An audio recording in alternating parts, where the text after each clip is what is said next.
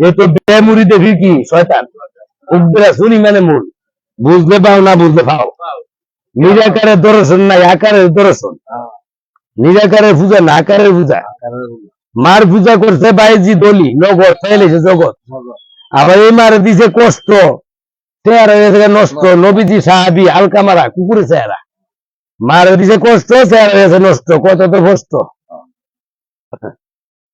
এক লুকিয়া কইতেছে ইয়া রাসূলুল্লাহ ইয়া হাবিবাল্লাহ আমনে সাহাবি তো কুকুরের চেহারা তো নবীজি বুঝতে পারছি মাথায় ঢালিছে দৌড়ে গেছে মাগো আমনে সন্তানদের কি ব্যথা দিছে কে কে কন্তাছে হুজুর এই সন্তান আমার কুকুর মেরে মুড়া দিছে সাত নামাজ ভাঙ্গা নামাজ পড়তে কষ্ট ভাই কোথায় তো কুকুর চেহারা মাগো আপনি যদি মাফ করে দিতেন তো উনায় দুনায় মাফ করতেছে না তখন নবীজি বলে সাহাবীরা এই কষ্ট দিছে রাগ কষ্ট দিছে কাম করো তোমরা এটা লার্গি কুড়ে দিয়ে ফুরা দিয়ে লাও মা শিক্ষা দেবে হুজুর মুসলমান তো ফুটতে নাই মাগো আপনি মাফ করে দিলে আমি দুনিয়াতে ফুটতাম না আখেরাতে ফুটতাম না ঠিক আছে আল্লাহ যে মাফ করে দেয় আল্লাহ হাবিব মাফ করে দেন আল্লাহর রাস্তায় আমার সন্তানটা আমি মাফ করে দিছি এ সাহাবীরা দেও তো হুজুর হুজুর কি হুজুর নূরের চেহারা আল্লাহ হাবিব কয় জুম্মার নামাজে মাফ করছে না আসরের নামাজে মাফ করছে না ফজরের নামাজে মাফ করছে না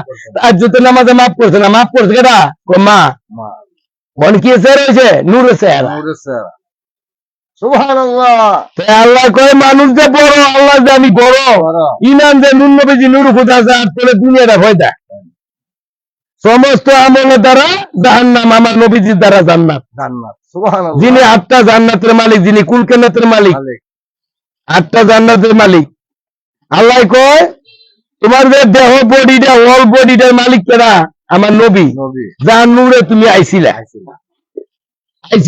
ইমানের তামান বেমানে খাইব কামান 10,000 বরযাত্রী নিলে বিয়ে হবে না বর্ষা গেলে বিয়ে হবে গেলে বিয়ে হবে নামাজ যত বড় আমলের সঞ্চয় তো বিলল ইমান ইমান আছে আমলের মান আছে ইমান নাই আমলের মান নাই জান আছে দেহ মান আছে জান নাই দেহ মান নাই নায়িকের মতন মেয়েরা একটু সুন্দর উপসী সবাই ভালোবাসে মেয়েটা জান গেছে গা অগতি দেখে দেখে জায়গা কি আপনারা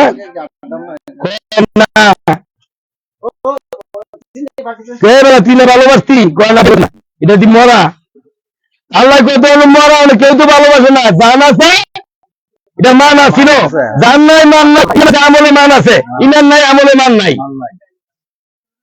সমস্ত আমলের চেকপোস্টার হলো ইমান মুসলমানের আইডেন্টিকার্ড হলো ইমান মুসলমানের আইডেন্টিকার্ড কি ইমান বাংলাদেশের নাগরিকত্ব পরিচয় হলো আইডেন্টিকার্ড আর মুসলমানের পরিচয় হলো আইডেন্টিকার্ড হলো ইমান ইমানের তামান বেমানে খাইব কামান দোকানের পুঁজি হলো টাকা আমলে পুঁজি হলো ইমান তাই কবি বলছে আগে করে বিশ্বাস থাকবেন আপনি ভক্তি থাকবে তখন বিশ্বাসে খুঁটা মিলে তর্কে বহুদূর তাই রজ্জবে একটা গানে গেছে আপন ঘরে আছে খুদা মোহাম্মদ রাসূল তালাশ করে দেখো না কোথায় বিক্রির মূল ইমান ইমানের নুন নবীজি নূর খুদা যা তোলে দুনিয়া ভয়দা আমলে সঞ্চয় তো বিলুল ইমান কয় মিয়া নামাজ কি লাগতো না নামাজ লাগবো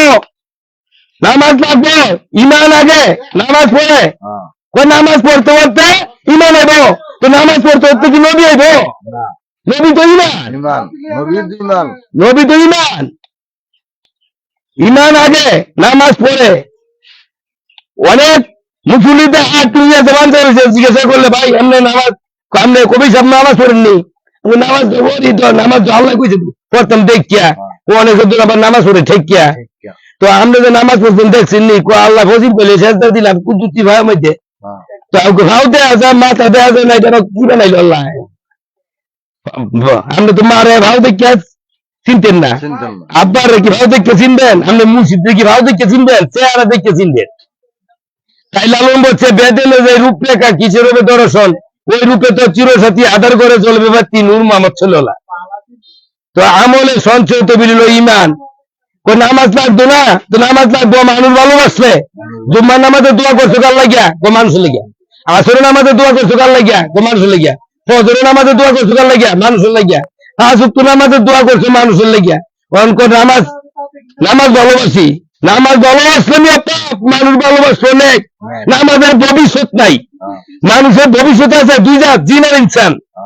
হিন্দুরা মূর্তির ভবিষ্যৎ নাই, মানুষের না স্বর্গ নরক, মুসলমানের মানুষের না ব্যস্তের যুজক, কিন্তু নামাজের তো যুজক হলে ব্যস্ত নাই।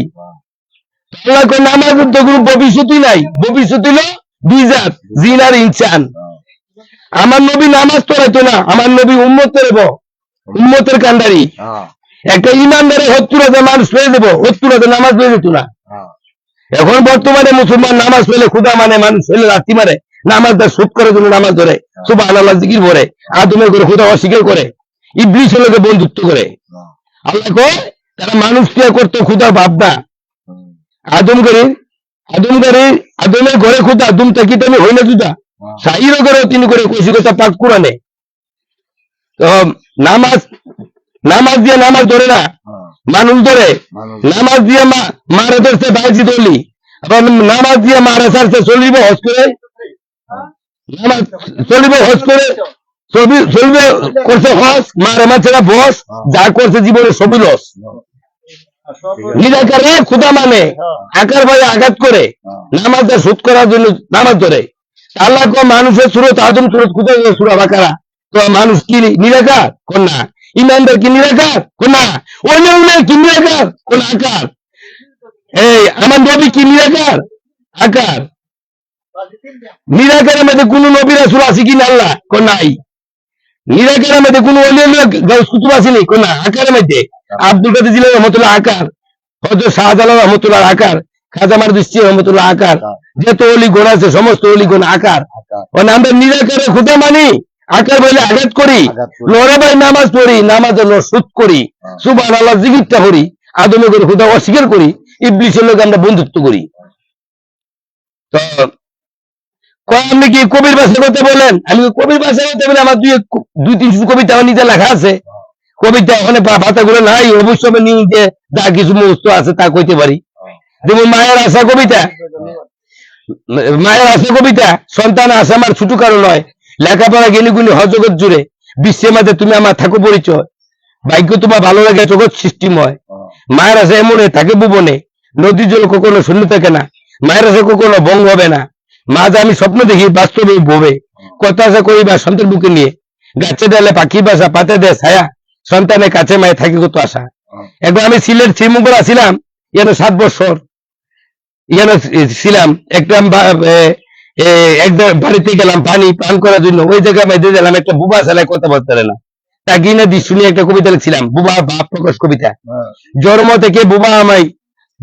থেকে বুবা আমি, কথা নাই আমার, তোমরা ভাই বলো তো কথা শুনতে চমৎকার, আমি কথা বলি না জগৎ হয় না, লোকে আমার পাগল বলে নেত্য প্রতিবাদ, মুখ থেকে বুবা আমি, দেশের মান নাই জামার, কইতে গেলে ভাইনা জল, ইশারা আমি কথা বলি, ক্ষুধা লাগলে পেটে হাত খেতে দে মা জননী, আমায় নিয়ে মা বাবা কত ভাবে দিন দুজনী। তো এক জায়গায় গেছিলাম, আরেক জায়গায়, ওই জায়গায় মধ্যে একটা মেয়ে খুব সুন্দর লাগছে, ওই দৃশ্যটা দিয়ে একটা কবিতা লিখছি, তুমি সুন্দর, বাহ কি সুন্দরী, দেখে মনে হয় তুমি যে সুন্দর নেই ভুবনে, দেখে যেন আমি পথে দিছে হারা, তুমি যে সুন্দর ভাষণয়নে, ফুলে কলি ফুটে জিমু তোমার মুখের হাসি, চাঁদে আলু দেখা জমু তোমার রূপে আলু, ময়ূর তুমি হরিণ তুমি তোমার দুটি আঁকি, ময়নাদের কুকিল দেখে তোমার কণ্ঠ সুর, ভাগ্য আমার কত ভালো তোমার দেখে হলো, শান্ত তুমি সুন্দর তুমি বলতে মা হলো।